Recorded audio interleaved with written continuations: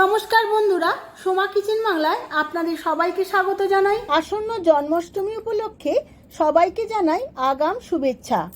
আজ আমি শেয়ার করব জন্মাষ্টমী স্পেশাল দুটি রেসিপি, তাল দিয়ে লুচি ও তাল ক্ষীর।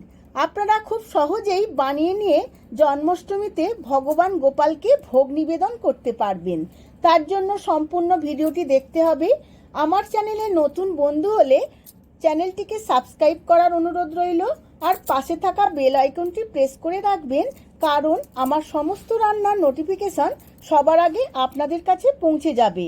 আর ফেসবুক বন্ধুদের কাছে অনুরোধ পেজটিকে ফলো করার জন্য। চলুন দেখে নেওয়া যাক রেসিপি। এই রেসিপির প্রধান উপকরণ তাল। আমি একটি বড় সাইজের তাল নিয়ে নিয়েছি, কেড়ে নেব। এইভাবে তালটা কেড়ে নিয়ে শাঁসটা বের করে নিতে হবে। দেখুন বন্ধুরা, তালের শাঁসটা বেরিয়েছে। থেকে কিছুটা তালের পাল্প আমি বাটিতে নিয়ে নিচ্ছি। এই এক বাটি তালের পাল্প আমি কড়ার মধ্যে নিয়ে নিচ্ছি 5-7 মিনিট জাল করে নেওয়ার জন্য। এইভাবে 5-7 মিনিট জাল করে নিতে হবে, যাতে তালের কাঁচা গন্ধটা চলে যায়। এখন এর মধ্যে আমি 75 গ্রাম চিনি দিয়ে দেব। তালের সাথে চিনিটা আমি জাল করে নেব।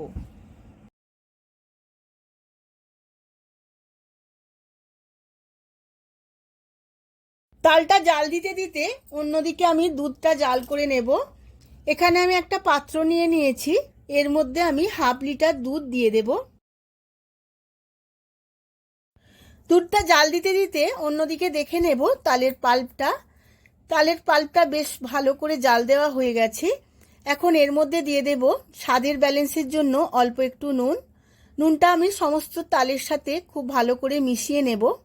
এদিকে দুধটাও ফুটে গেছে, নুনটা খুব ভালোভাবে মিশিয়ে নিয়েছি। এবার এর মধ্যে দিয়ে দেব 1/2 মালা নারকেলের কুড়ো।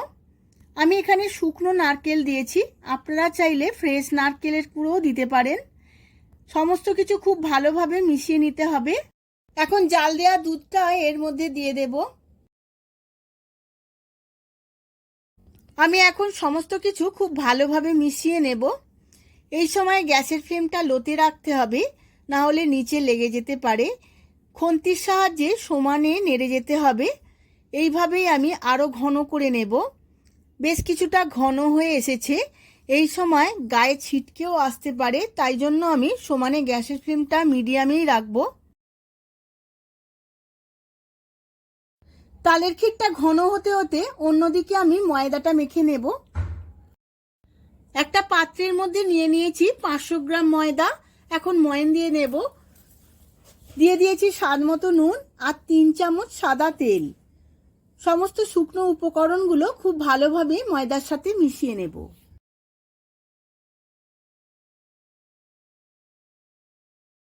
ময়দার মধ্যে ময়ামটা খুব ভালোভাবে মেশানো হয়ে গেছে। এবার এর মধ্যে দিয়ে দেব তালের পাল্প দিয়ে ময়দাটা খুব ভালোভাবে মেখে নিতে হবে। আমি এখানে কোনো জলের ব্যবহার করব না, দরকার হলে আরও তালের পাল্প লাগলে দেব। এইভাবে চেপে চেপে মেখে নিতে হবে। একটা নরম ডো বানিয়ে নেব।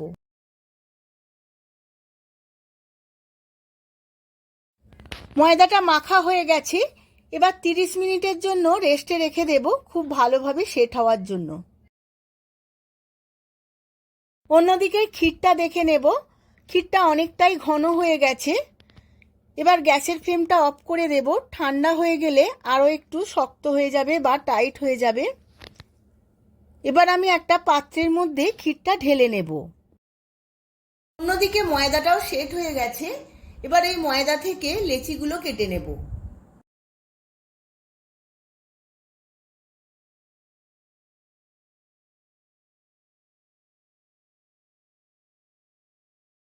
সমস্ত লেচিগুলো কাটা হয়ে গেছে। এবার এইভাবে গোল্লা পাকিয়ে নেব।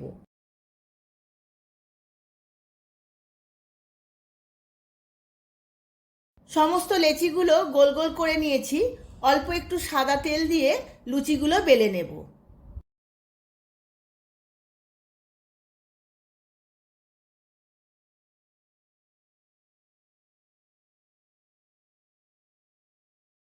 লুচিগুলো বেলা হয়ে গেছে। অন্যদিকে আমি তেল গরম বসিয়ে দিয়েছিলাম, তেলটা গরমও হয়ে গেছে। এবার লুচিগুলো একটা একটা করে ভেজে নেব। লুচিগুলো ভাজার সময় গ্যাসের ফ্লেমটা একটু হাইতে রাখতে হবে, না হলে লুচিগুলো ফুলবে না। লুচিগুলো একদম ফুলে উঠেছে। এইভাবে গরম তেলটা লুচির ওপরে দিতে হবে। একটা পিঠ হয়ে গেছে, উল্টে নিয়েছি। দেখুন বন্ধুরা, একটা লুচি হয়ে গেল। এইভাবেই আমি সমস্ত লুচিগুলো ভেজে নেব। সমস্ত লুচিগুলো ভাজা হয়ে গেছে। এবার তালের ক্ষীর দিয়ে সার্ভ করে নেব। আমি সার্ভ করে নিয়েছি তালের লুচি ও তাল ক্ষীর। আপনারা এই রেসিপি বানিয়ে ভগবানকে ভোগ নিবেদন করতেও পারেন, আবার নিজেরা বানিয়ে বাড়ির সবাইকে সার্ভ করতেও পারেন। আশা করছি ভিডিওটি আপনাদের খুবই ভালো লেগেছে। যদি ভালো লেগে থাকে ভিডিওটিতে প্রচুর প্রচুর লাইক, শেয়ার, কমেন্ট করবেন। আজ তাহলে আসি, আবার দেখা হবে পরবর্তী ভিডিওতে আবার একটা নতুন রেসিপি নিয়ে। ধন্যবাদ।